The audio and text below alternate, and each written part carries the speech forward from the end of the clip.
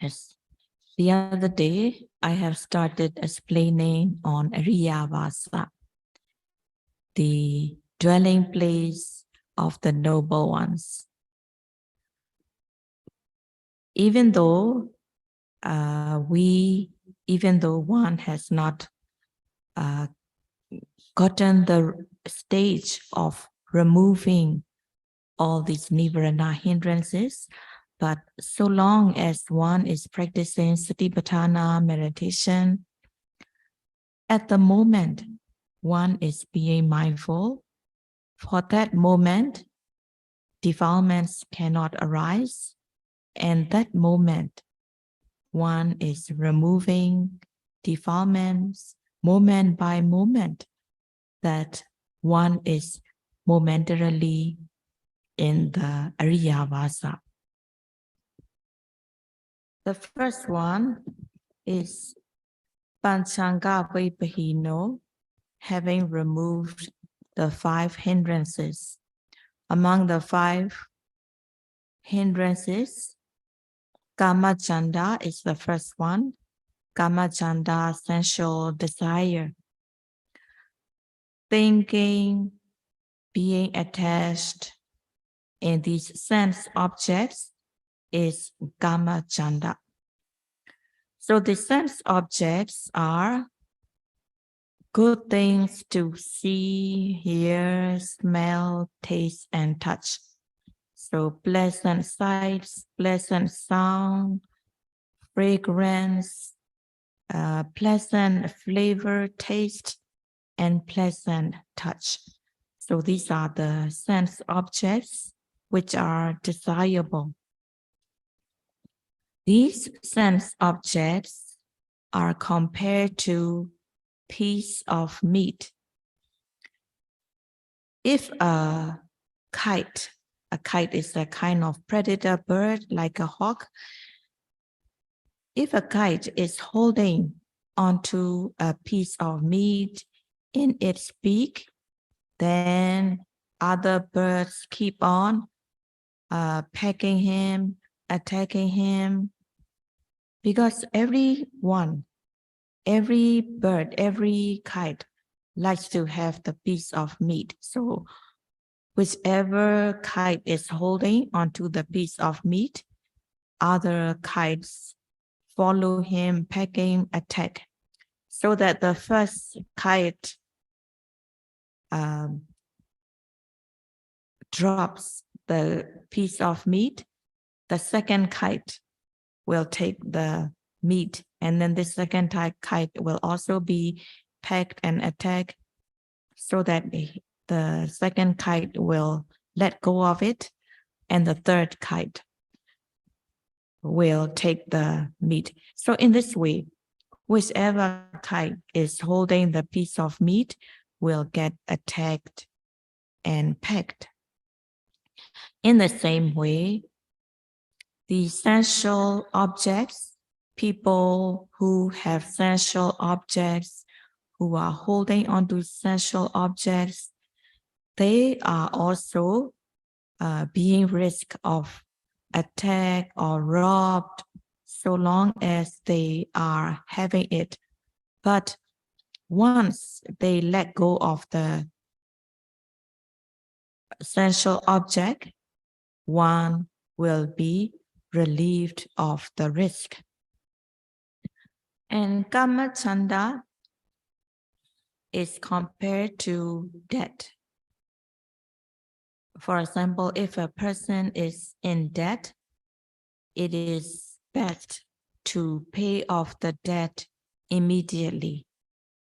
In the same way, when a person has Kamachanda, it is best to remove it immediately. Removing the Kamachanda, one will be in Ariyavāsa, and it will be safe and secure. But if one has the Kamachanda, one will be in the dwelling of Putujana, one will be in the dwelling of Lokiya, and it is dangerous. So there is one event in the Buddha's time. There was one monk, his name was Venerable Dissa. At one time, this Bande Dissa got a piece of clothes as a robe. And this robe was something that was special, that he has not gotten it before.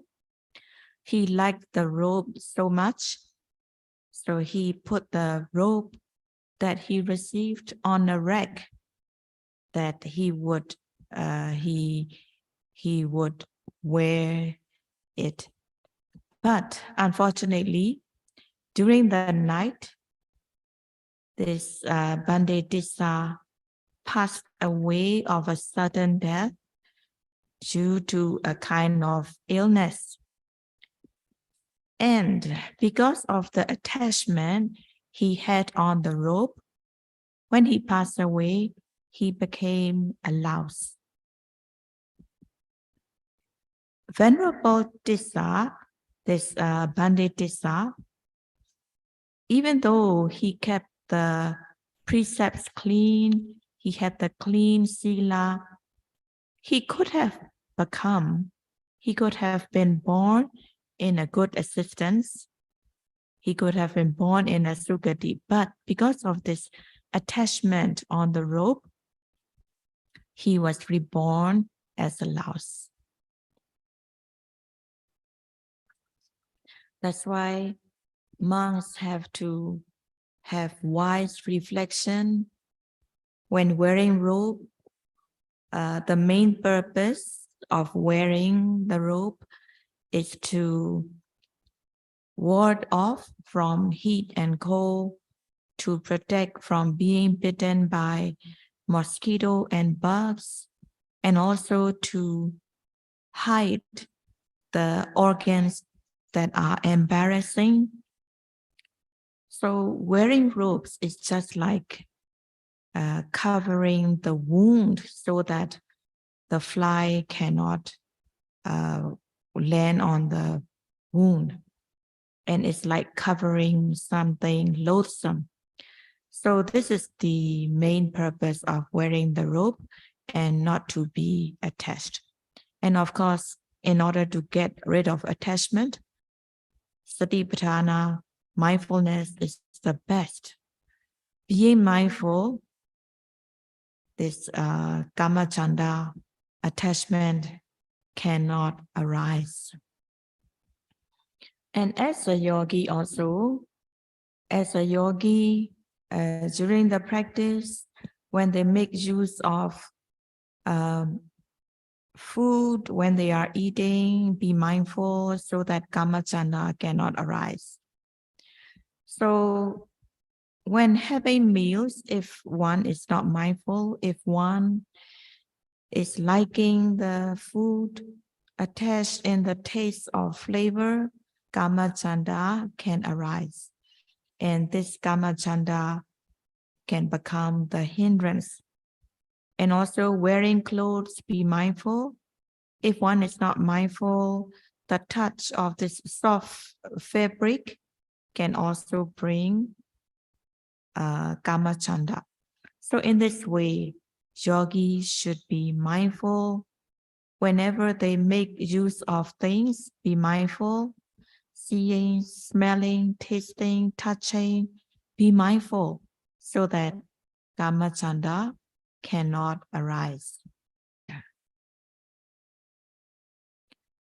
And also, when during the practice, when one is doing sitting meditation, noting, rising, falling, or sitting, touching, when the mind is fully on the object, such defilement cannot arise. But at times, thoughts arise. And if the yogi is not mindful of the thought as thinking, what can arise is, if the thought is about pleasant things, then Kamachanda can arise. For example, if one remembers the good experiences that one has experienced before, when one remembers a movie or when one remembers a song that one likes or the perfume. If one is not mindful, Kamachanda can arise. That's why when doing the practice, when doing sitting meditation, as soon as the thought arises, be sure to note it right away. Thinking. Otherwise, thoughts can also lead to defilements. So prevention is better than cure. So in order to prevent it, one should be mindful, noting the object such as rising, falling, sitting, touching, with aim and effort, aiming, directing the mind onto the object, putting effort in the noting, so that when the mind is on the object, when the mindfulness sticks to the object that has been noted, when the mind falls calm, collected on the object, rising, falling, or sitting, touching, at that moment, defilements such as kamachanda cannot arise. And if by lack of mindfulness, if thoughts arise, note it right away. Otherwise, defilement can continue to arise. So distraction, restlessness is also a defilement already. And if one is not mindful of it, then such thought can lead to sensual desire if it is a pleasant thought, or there can be anger if one is thinking about something not right. It can be anger. In this way, be sure to note it right away so that one can cure it right away. The second kind of hindrance is pyabhata. Pyabhata is ill will, anger, aversion, upsetness. So pyabhata is compared to illness. So when one has a kind of illness, it is best to immediately get treatment and get it cured. In the same way, when one has anger, aversion, upset, it is best to remove it immediately. So pyabhata, just like the illness, it can make the mind, speech, and body ruined if anger arises.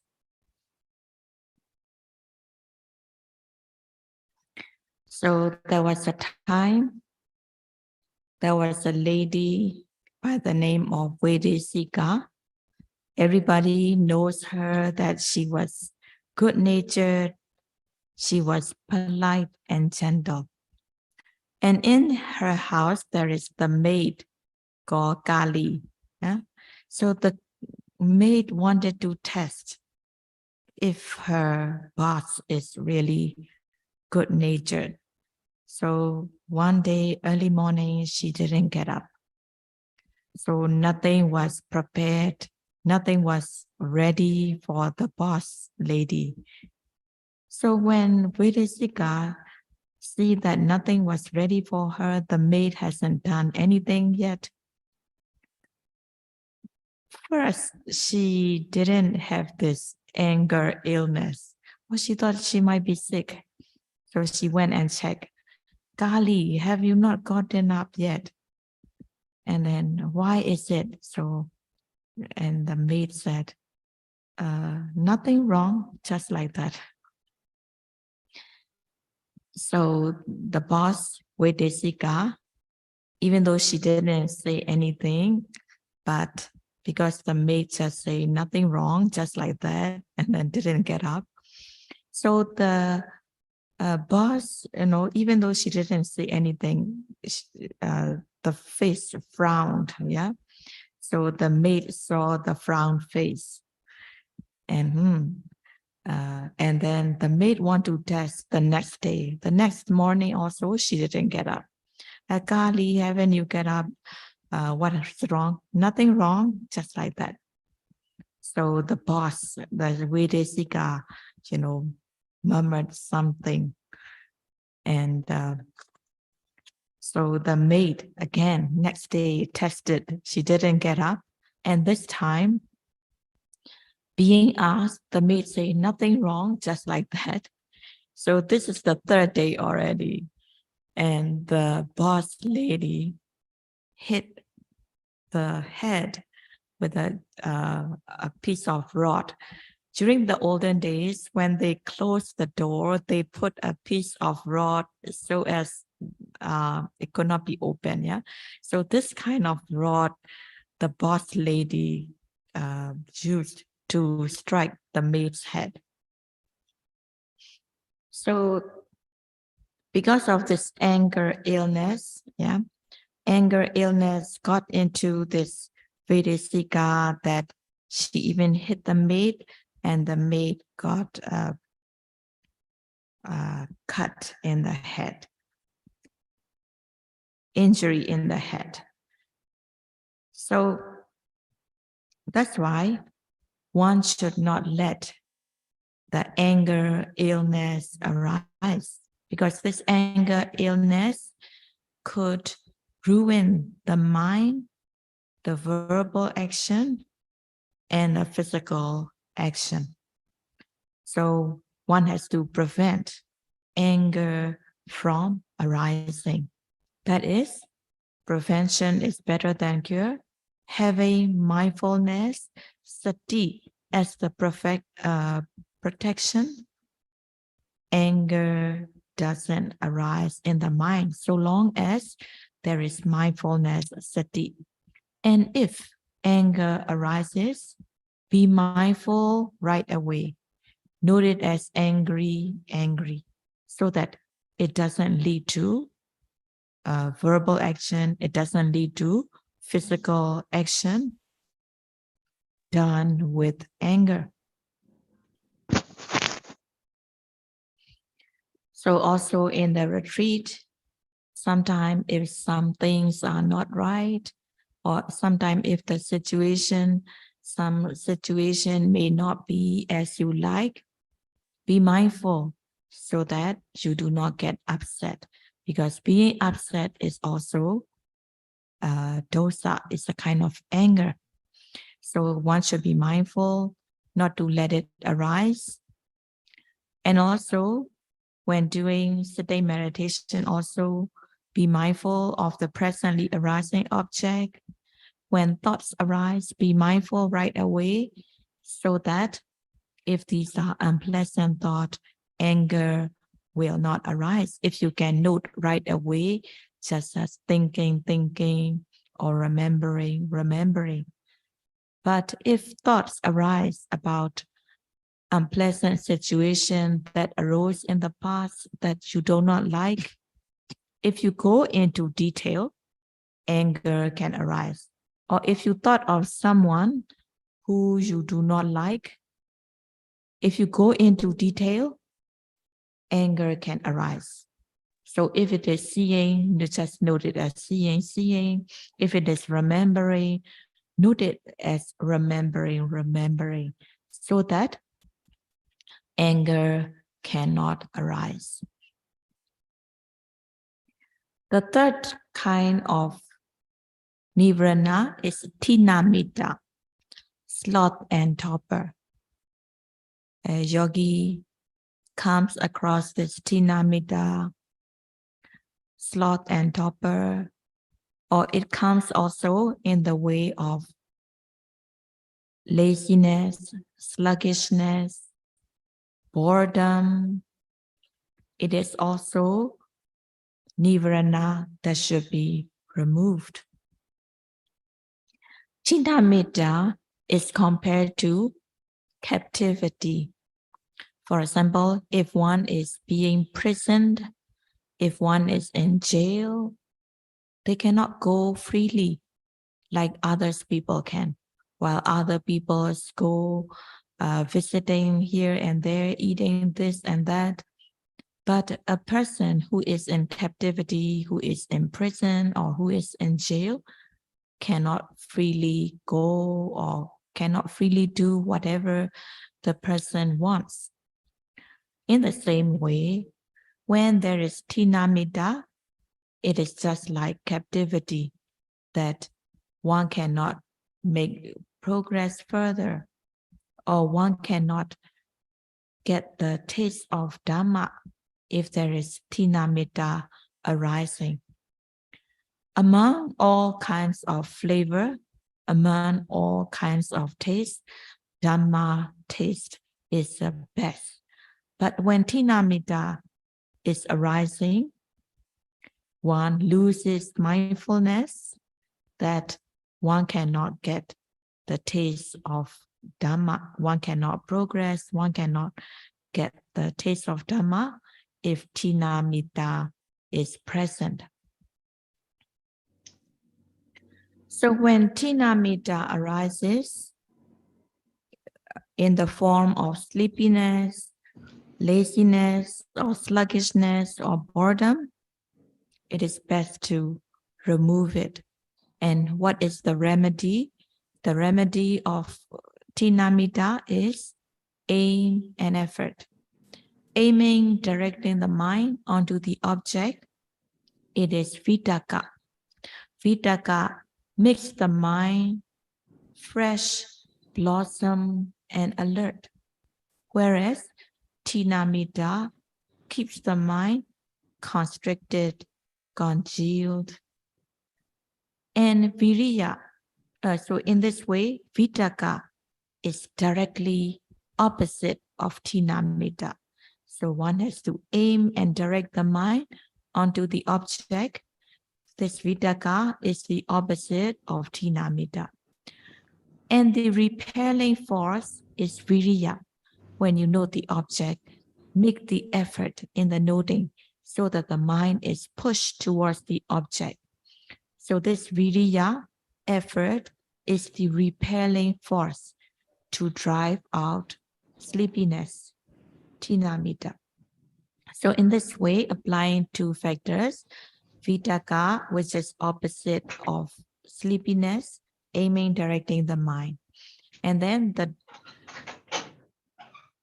driving force to drive out sleepiness, it is viriya, effort.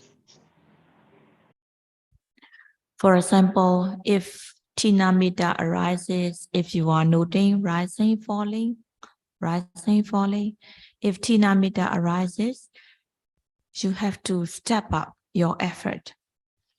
So if you have been noting rising, falling, you can put more noting, rising, falling, sitting, touching, rising, falling, sitting, touching.